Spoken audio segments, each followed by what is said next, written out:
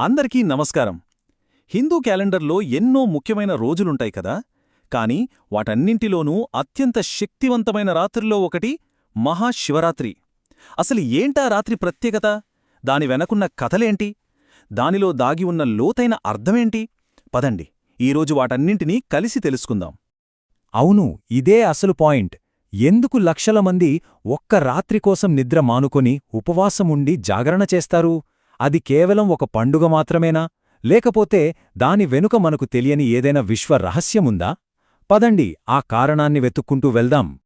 ఈరోజు మన ప్రయాణం ఎలా ఉండబోతోందంటే, ముందుగా ఆసక్తికరమైన పురాణ గాథలతో మొదలుపెడదాం. తర్వాత శివుడిలోని రెండు విభిన్న కోణాలను, అంటే సృష్టి, నిశ్చలత్వం గురించి చూద్దాం.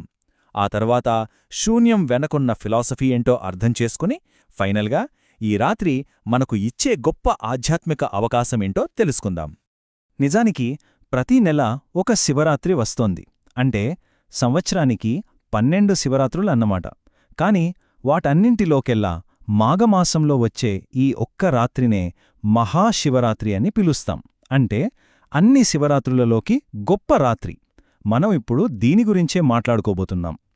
సరే, మహాశివరాత్రి ఎందుకంత గొప్పదో తెలియాలంటే ముందు మనం కొన్ని కథలు తెలుసుకోవాలి. శివుడు అనే భావనకు పునాది వేసిన కథలువి. ఈ కథ మనలో చాలామందికి తెలిసే ఉంటుంది. అదేనండి, క్షీరసాగర మథనం. దేవతలు, రాక్షసులు కలిసి అమృతం కోసం సముద్రాన్ని చిలకడం మొదలుపెట్టారు. అంతా బానే ఉందనుకుంటే ఒక్కసారిగా సృష్టి మొత్తాన్ని కాల్చేయగల భయంకరమైన హాలాహలం పుట్టుకొచ్చింది. దాన్ని చూసి అందరూ భయంతో పారిపోతున్నారు. ఆ సమయంలో మొత్తం విశ్వాన్ని కాపాడ్డానికి ఎవరు ముందుకొచ్చారు? శివుడు. ఏమాత్రం చలించకుండా ఆ విషాన్నంతా తీసుకుని తన గొంతులో బంధించేశాడు. ఒక రకంగా విశ్వరక్షకుడయ్యాడనమాట. ఇక్కడో చిన్న లాజిక్కుంది. ఆ విషం కడుపులోకి వెళ్తే లోపలున్న లోకాలన్నీ నాశనమవుతాయి. బయటికి ఉమ్మేస్తే బయట లోకాలు నాశనమవుతాయి. అందుకే పార్వతీదేవి వెంటనే ఆయన గొంతు పట్టుకోగా ఆ హాలాహలం అక్కడే ఆగిపోయి గొంతు నీలంగా మారిపోయింది. అందుకే శివుడికి నీలకంఠుడు అని పేరొచ్చింది. ఆయన త్యాగానికిది ఒక గొప్ప గుర్తు. సరే, ఇప్పుడు మరో ముఖ్యమైన కథలోకి వెళ్దాం. ఈ కథ త్రిమూర్తులలో ఎవరు గొప్ప అనే ఒక వాదనతో మొదలవుతుంది. ఒకసారి బ్రహ్మకి, విష్ణుకి మధ్య మనలో ఎవరు గొప్ప అనే వాదన మొదలైంది. ఆ అహంకారాన్ని పోగొట్టడానికి వాళ్ళిద్దరి మధ్యలో అకస్మాత్తుగా ఒక అనంతమైన అగ్నిస్తంభం అంటే జ్యోతిర్లింగం ఆవిర్భవించింది. అప్పుడొక మాట వినిపించింది, మీలో ఎవరైతే ఈ స్తంభం మొదలనిగాని చివరనిగాని కనుక్కుంటారో వాళ్లే గొప్ప అని. ఇక అదొక అసాధ్యమైన సవాల్గా మారింది. 1000 ఏళ్లు ప్రయత్నించిన తర్వాత విష్ణుమూర్తి వరాహ రూపంలో ఎంత కిందికి వెళ్లినా దాని మూలాన్ని కనుక్కోలేకపోయాడు. దాంతో తన ఓటమిని ఒప్పుకొని శివుడిని శరణు వేడుకున్నాడు. కాని బ్రహ్మమాత్రం హంసరూపంలో పైకి వెళ్లి ఆ అగ్నిస్తంభం చివరను చూశానని అబద్ధం చెప్పాడు. ఈ కథతోనే శివుడి సర్వోన్నతత్వం, లింగస్వరూపం యొక్క ప్రాముఖ్యత స్థిరపడింది. ఓకే, పురాణాల నుంచి ఇప్పుడు శివుడి స్వభావంలోకి వద్దాం. ఆయనలో ఒకేసారి 2 పూర్తి భిన్నమైన లక్షణాలు కనిపిస్తాయి. అవేంటో చూద్దాం. ఇది చాలా ఇంట్రెస్టింగ్ పాయింట్. ఒకవైపు శివుడు రుద్ర తాండవంతో సృష్టిని లయం చేసే శక్తి, మరోవైపు ఆయనే పార్వతిని వివాహం చేసుకోవడం ద్వారా సృష్టికి కారకుడవుతాడు. దీన్ని ఎలా అర్థం చేసుకోవాలంటే, శివుడు చేతన లేదా కాన్షియస్నెస్ అయితే పార్వతి ప్రకృతి లేదా శక్తి. ఈ రెండూ కలిస్తేనే సృష్టి సాధ్యం. సతీదేవి ఆత్మార్పణ తర్వాత శివుడు తీవ్రమైన వైరాగ్యంలోకి వెళ్ళిపోయాడు. లోకాలన్నింటినీ వదిలేసి ఘోరమైన తపస్సులో మునిగిపోయాడు. కాని తారకాసురుడు అనే రాక్షసుని చంపాలంటే శివపార్వతులకి పుత్రుడు పుట్టాలి. అందుకే దేవతలందరూ కలిసి శివుడి తపస్సును భంగం చెయ్యాలని ఒక ప్లాన్ వేశారు. దేవతల మాటమీద ప్రేమ దేవుడైన మన్మథుడు ధ్యానంలో ఉన్న శివుడిమీదకు తన పూల బాణాన్ని వేశాడు. అంతే, ఒక్కసారిగా తపస్సుకు భంగం కలగడంతో శివుడికి ప్రచండమైన కోపం వచ్చింది. వెంటనే తన 3వ కన్ను తెరిచాడు. ఆ కన్నునుంచి వచ్చిన అగ్నిజ్వాలలకు మన్మథుడు క్షణాల్లో బూడిదైపోయాడు. ఇది శివుడి ఏకాగ్రత ఎంత తీవ్రమైనదో చెప్పడానికి ఒక ఉదాహరణ. అయితే ఇక్కడ మనం ఒకటి గమనించాలి. 3వ కన్ను కేవలం నాశనానికి గుర్తు కాదు, అది జ్ఞానానికి గుర్తు. మనం ప్రపంచాన్ని చూసే ఈ 2 కళ్లకు భిన్నంగా సత్యాన్ని చూసే కన్ను అది. సో శివుడు మన్మధుణ్ణి భస్మం చేయడమంటే ప్రాపంచిక కోరికలను, కామాన్ని తన జ్ఞానమనే అగ్నితో జయించాడనే అర్థం చేసుకోవాలి. సరే, కథల నుంచి ఇప్పుడు మనం ఇంకాస్త లోతైన ఫిలసాఫీలోకి వెళ్తున్నాం. అసలు శివుడు అనే పదానికి తాత్వికమైన అర్థమేంటి?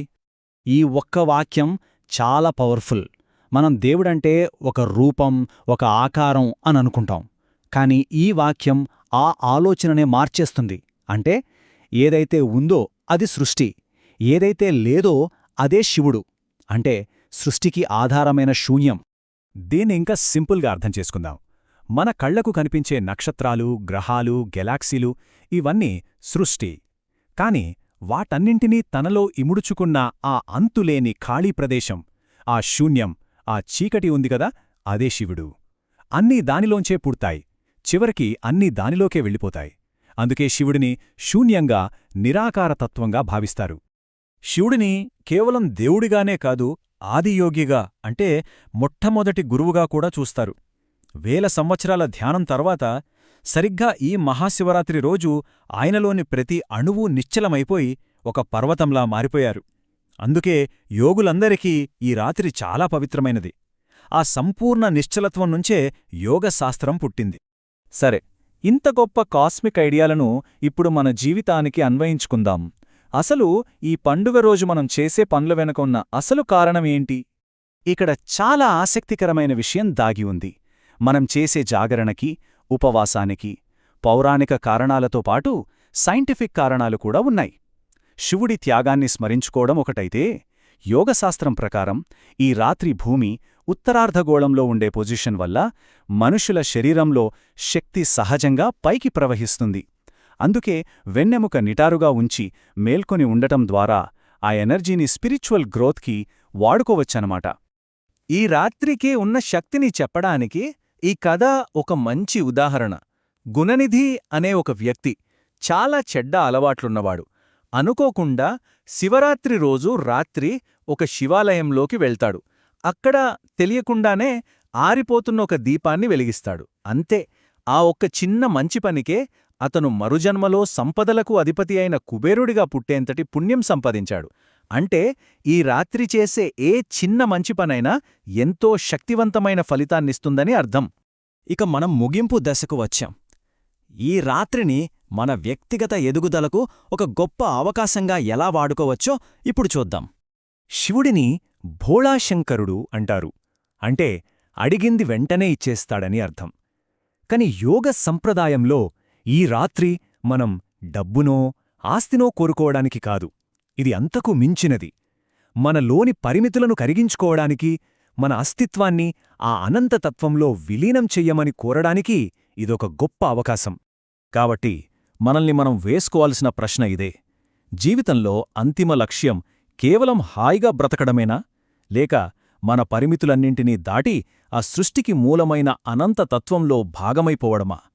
మహాశివరాత్రి ఈ గొప్ప అన్వేషణకు ఒక అద్భుతమైన తలుపు తెరుస్తుంది. ఓం నమః శివాయ.